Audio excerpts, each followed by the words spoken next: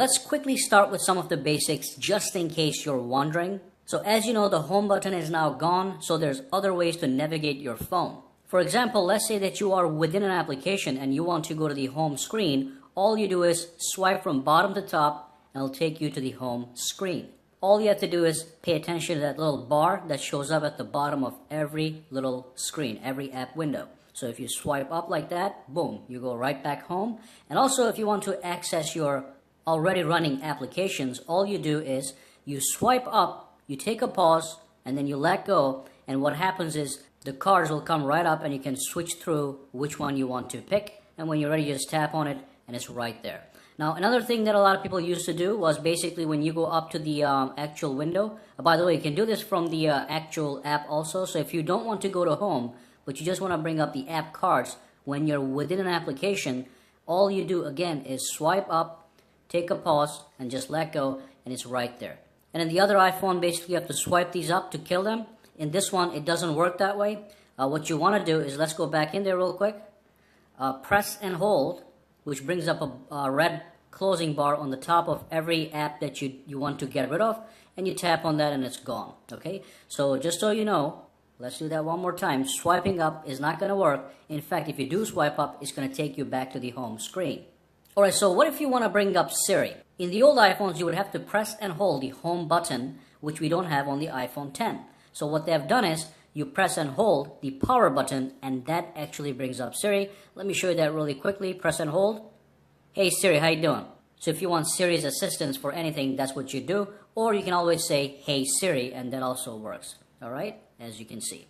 Now the other thing is, so now that you press and hold the power button to bring up Siri, how do you access the part where you can actually turn off your device?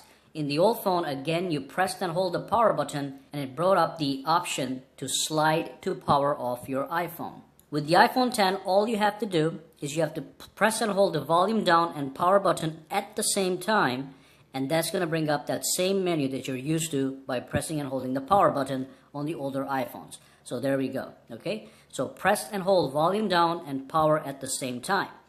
You can also take a screenshot of your iPhone much easier now. It's very similar to what we just did, but instead of pressing and holding the volume down key, you press and hold the volume up key, and you don't press and hold it for too long. You just press and hold and let go, okay? And that's going to take a screenshot. So let me show you how that works. So press and hold, let go, boom, you get a screenshot. When you get a screenshot, you can tap on that little thing, and then you can edit the screenshot if you so desire. For example, you can do some highlighting here just to bring attention to certain things.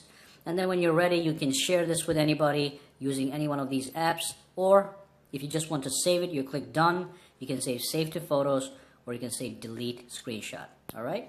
So that's how you take a screenshot on the iPhone 10. Alright, so let me talk about the lock screen really quickly. So if I lock the phone, there's a couple ways for me to wake up my device. The one that is my favorite is the fact that you can simply tap on the screen, and that does allow you access to the lock screen. And when you do access the lock screen, I just want to show you one more thing here. You see that there's a flashlight icon and a camera button here. All you do is, let's tap it again, press and hold, do the 3D touch on it to activate that option. So as you can see, the flashlight was turned on. It's going to look like it's white. And then when you tap it again, it turns off the flashlight. Same thing with the camera. If you press and hold, it's going to launch the camera. And if you go like this, it's going to take you back to the lock screen. And also you can swipe over, and that's also going to launch the camera. And of course, if you swipe to this side, you're going to get access to your today's screen. And if you swipe from the top corner over here on the right side, it's going to bring down your control panel. Okay, so all these things can be done from the lock screen. If you swipe from here, it's not going to bring anything right now. And of course, if you want to access your notifications, if you have any, you go like that, and that will populate your notifications if you swipe up like that, okay? And if you don't want to use Face ID, which is set up right now, if I looked at the phone right now, it would actually unlock the phone. But if you don't want to use the Face ID, if the phone is flat on the table just like this, you can swipe from the bottom, just wait a couple seconds, and it's going to ask you to put your PIN number right in. And of course, a really quick tip for people that like to watch videos on their phones, if you're watching a video on your iPhone, it's going to have two black bars on both sides. That's just to make it clean and nice. But if you want to see it full screen, all you want to do is pinch out, and boom, it gets completely expand it for a full screen experience. And if you want to bring it back to normal with the bars, you just pinch right in and boom, you get that original version. Alright, zoom to fill, original. So again, on the older iPhones, if you wanted to bring up the control panel, you would swipe from the bottom, but obviously that's gone now. So what you do is the control panel is actually hiding on the corner here, so you swipe from top right to down, and that brings up your control panel. Now one thing I want you guys to notice on the top here is you see that there's a battery symbol, but it doesn't show you the battery percentage meter anymore, and there's no way to actually enable that. So if you want to see the actual battery percentage meter, what you would have to do is you would have to pull down the control center, and that's going to give you the actual percentage meter, just in case you're wondering exactly what you've got going on. And while we are in the notifications panel, I do want to let you know all these buttons here are 3D touchable, so pressable. So if I press and hold this guy, it's going to expand and give you even more options. Same thing with the music player. If I tap and hold, it's going to expand the music player. It's going to give me a bigger player and more options on the screen. And you can do this with just about any button over here. So with the brightness button, I can go like that, increase the brightness, decrease the brightness. I can turn on or off the True Tone display, okay? Or I can also turn on or off the night shift option. And then the same thing can be done with the volume. If you press and hold, it's called the 3D touch. It brings up that menu, the slider, and you can increase or decrease the volume on the go. And if you press these icons here, like the flashlight icon, that's going to bring the, that's the first level of flash, second, third, fourth. So that's the flashlight option. This is the maximum brightness, this is the minimum brightness, and this is when you turn off the flashlight. Same thing can be done with the camera. Okay, you can go to the selfie, record video, slow motion, all that good stuff. Alright, and just so you know, just in case you're not aware, the control panel is in fact fully customizable. So what you could do is you could always go into the settings and you can scroll down, tap on control center and tap on customize controls, and that's going to show you all the different things you can actually add to your control center, such as the screen recording option. So let's just add that real quick. Let's add one more thing. Let's add the alarm, Apple TV remote if you have an Apple TV. Now let's go back into the control center real quick, and you'll see a bunch of extra options. And if you have an Apple TV, here's a remote available to you that you can use right away. And as you can see, the one that I have in the living room pops right up, so I can connect to it simply by tapping this guy. And with the screen recording option, I can press and hold, and I can actually start to record everything that I do on my screen. So if I tap start recording, it's going to say 3, 2, 1, boom. So the recording starts. I can go back out. Let me tap this, go back out, launch something right here, and go back right in. Click allow, go back right in. And then I can pull that down one more time, press and hold, and tap on stop recording, and it's going to save that into my photos folder, and I can go into my photos and actually play that video, which is going to be sitting right here, photos, tap that, play, and that's exactly what I just did a couple seconds ago. Alright? So you can record your iPhone, whatever's happening on your iPhone, you can record that, you can record games, gameplay, whatever you want. Next up, I'm going to talk about the Face ID. So everything that you were able to do with the Touch ID on the old iPhones is now transferred to Face ID. So if I go to settings, and if I go back to the main home screen, and if I scroll down to where it says security, where we go, Face ID and passcode, let's tap on it, go inside. Let me put my passcode in. Once you're in here, you can see that you can use Face ID for iPhone unlock, Apple Pay, iTunes and App Store purchases, and also Safari autofill passwords. So if you were used to doing these with your Touch ID on the older iPhones, you can transfer all that now to Face ID. All you have to do is actually look at your phone right here and you're good to go. And of course, if you ever want to reset your face, so if you want to re-record your face as a passcode, you would tap Reset Face ID, and that's going to allow you to re-record your face, or rather, rescan your face. And while we are here, I want to show you a couple more things that you should probably pay attention to. And the biggest thing that I want to talk about is the require passcode immediately. If you tap this, You may have a couple other options. For some reason, it doesn't have it right now.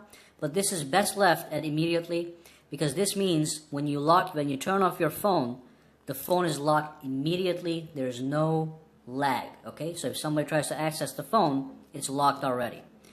Let me go back inside. So that's the required passcode option that you need to enable. And then you have a couple other options here. One thing I want to show you with the Face ID is it's not here. Some phones show it in this area. But if you go back out from here, and if you go to General, and if you go to Accessibility, there's an option here that says Attention. So you can enable these two options. They both pertain to Face ID. The first one is Require Attention for Face ID, meaning when your phone is unlocked and you try to turn it on and try to look at it, it's going to make sure that you're actually giving it your attention. For example, your eyes have to be looking at the screen so that the sensors on the top here can read it, okay? So if you're not looking at the iPhone, it's not going to unlock. So that's what the required attention for Face ID is. And this is also the same thing, works in conjunction with that one, attention aware features. So if you're sleeping and somebody actually tries to unlock the phone using your sleepy face, it's not going to allow that to happen. So make sure these two options are in fact enabled for Face ID. Now, a couple minutes ago, I showed you guys that if you're on the lock screen, you can basically access every feature of the iPhone. You can access the control center, you can access the today's screen, and you can access anything on the screen. You can even see some of the notifications that people send you. So what I want to show you guys now is how to disable that so people have access to nothing on your lock screen, which I think is a security concern. So let me log in real quick. Go to the settings, and then scroll down, go back into Face ID and passcode. Pop in your passcode, and then scroll down, and there is an option here. It says Allow Access When Locked. You can disable access to all these features on the lock screen. So nobody can access Siri, nobody can access Control Center, nobody can see the recent notifications or your today's view. So let me just show you real quick. Let me just disable these for a minute, all of them. Let me go back into the lock screen and try to access these things. No access, no access, no access. Absolutely fantastic. If you want to truly secure your phone, I recommend that you disable those things from being shown on the lock screen. And as you can see, they're right here. I'm going to enable them for now, but you can always customize these things for future. And there's one more thing I want to talk about in relation to the actual camera as far as video recording capabilities are concerned. So if you launch your camera, and if you go to the video, let me just click allow here for a minute. Let's disable that. If you go to video, it allows you to record video. But you know that your iPhone actually can record 4K video at 60 frames per second or 30 frames per second. Or if you want to record in 1080p, you can also switch those options. In order to change the settings for the video recording capabilities, you cannot access that from the camera. You have to go to the settings. You would have to scroll down until you see the camera, which should be somewhere around here. Let's go a little bit more. There we go. So there's the camera. You go right inside, and from here it says record video. If you tap this, this is where you pick all the various options. You can do 1080p at 30 frames per second, at 60 frames per second, and also you have 3 4K options, 24 frames per second, 30 and 60 frames per second. And just pay attention to what's happening over here. So basically what this is telling you is the higher the resolution and the higher the frames per second, the more space it's going to take on your phone. Okay, so just be aware of that. So I can go to 4K at 60 frames per second, see what happens on the camera. If I go to the camera and if I scroll over to video, it is going to say 4K 60 on the top to indicate that you're recording at that resolution and that frames per second. Okay, 4K is the resolution, 60 is the frames per second. If I go back here for a second, if I go to 1080p at 60 frames per second, go back to the camera, now you see it's going to say high definition, 60 frames per second. Now one more thing, the same thing applies to slow motion. So here's a slow motion video. Go back to the settings, go back one up, and then over here it says record slow motion. You have two options, okay? You have the regular option and you have the 1080p option. Now if I tap on this one, it's going to indicate that on the camera. So it says high definition 120. And if I take the go for the default option, it's not going to say anything, so you know this is at 240 frames per second. With that, you'll get even slower motion videos. And the final thing I'm going to talk about is restrictions. Again, I want everybody to be aware of restrictions on your iPhone. So normally anybody can access your apps. Anybody can go to the Play Store and they can download an application if they so desired. With restrictions, you can actually turn off certain apps, and you can also turn off, prevent people from accessing the Play Store, downloading apps, and even making in-app purchases. Actually, you can even prevent people from deleting your apps. So if I press and hold right now, as you can see, I can delete any one of these apps, and that could cause problems if somebody accidentally deletes your app. So what you want to do is, let's go back home, settings, go back out real quick, all the way to the top, go to general, and go to restrictions. Tap on it. It's going to ask you to enable it. Tap that again. It's going to ask you to pick a passcode. Now this passcode is unique to restrictions. It doesn't apply to anything else. So let's just pick a 000 for now for demonstration. And as you can see, you can disallow access to all these apps. If I go back to the home screen, here's Safari, here's the camera. Let's just disable those for a second to show you how it works. Let's go back to restrictions. It's going to ask you for a passcode, which makes sense. Disable Safari and camera, go back out, and now the camera and the Safari are gone. Okay, so that's how you disable access to certain apps. Let me go back in there real quick. Tap. And that's all great, but this is what really is interesting, this part right here. So you can prevent people from installing apps, you can prevent them from deleting apps, and you can prevent them from making in-app purchases, which could cost a lot of money. If you give your phone to a kid, they start playing games, and the next thing you know, the kid goes nuts and they're purchasing all kinds of stuff. But anyway, let's go back out real quick. I'm going to show you how you cannot delete apps anymore. So if I press and hold, it doesn't give me that X symbol. It does not allow me to actually delete applications. When you're done with this wiggling stuff, by the way, you can always click down the top here. All right? So let me go back here to restrictions. Just enable that everything for now. But this is an option that you guys have if you give your phone away to a lot of people. Enable, enable, enable. Fantastic. And of course, I want you guys to come and take a look over here. There's so much here you can do with the restrictions to secure your phone. Just come and study it very carefully. But these are the main highlights. These apps you can disable, and the fact that you can disable people from doing these three things.